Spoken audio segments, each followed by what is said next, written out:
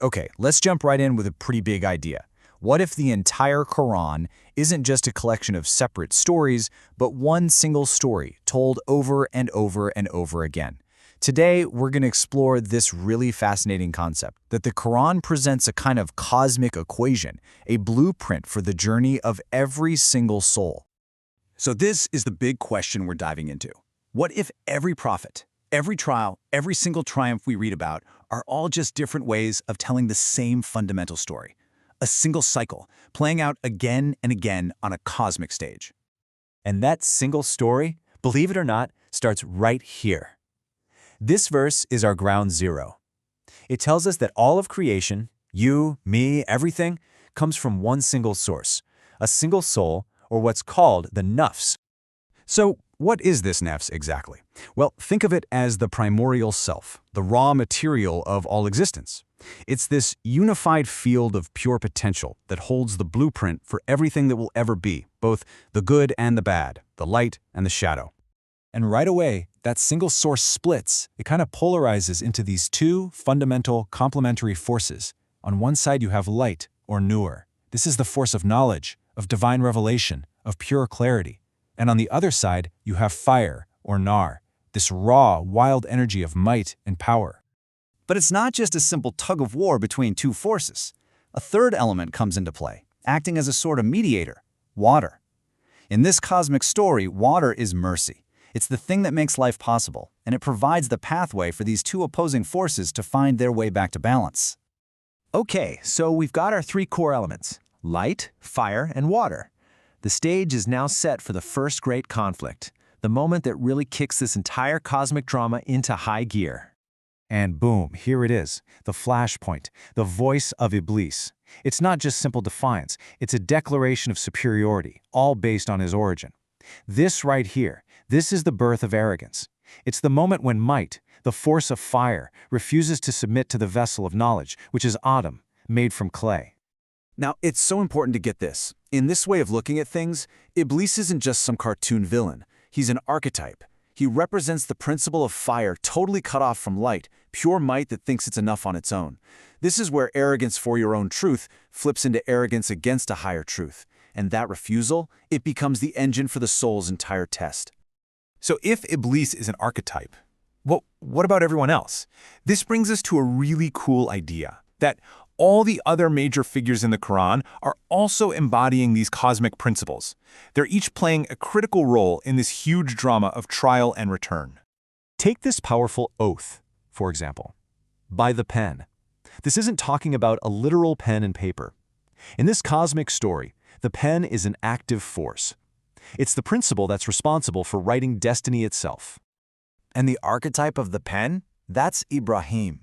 He is the force that actively writes destiny through his incredible willingness to submit and to sacrifice. His whole story is about aligning his will so perfectly with truth that his actions become the very instrument of God's plan. Now listen to this prayer. This comes from Asya, Pharaoh's wife, right from the heart of tyranny and disbelief. This isn't just her asking to get away. It's a call for purification, a plea for a sanctuary of truth to be built right inside a domain of total falsehood. So Asya, she embodies mercy.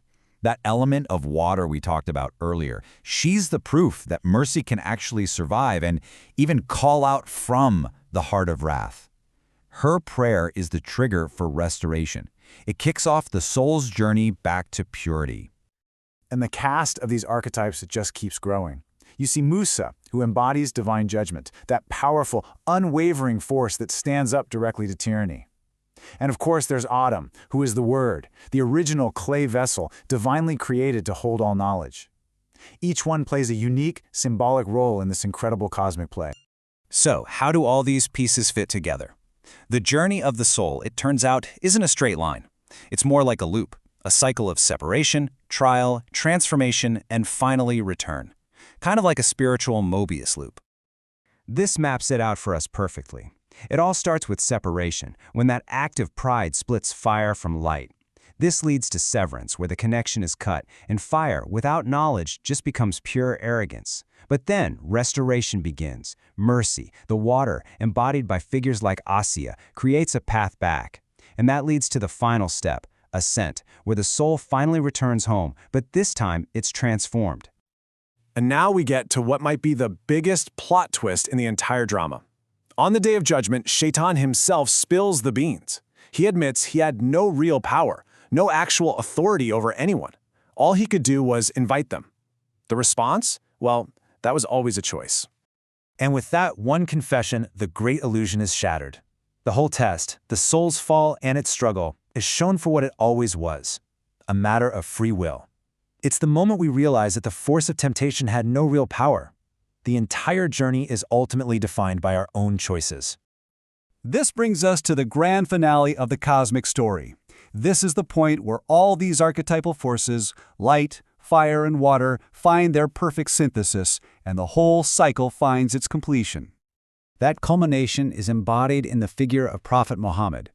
He is seen as the seal, the one person in whom all the elemental forces, the might of fire, the mercy of water, and the wisdom of light, are held in perfect, harmonious balance.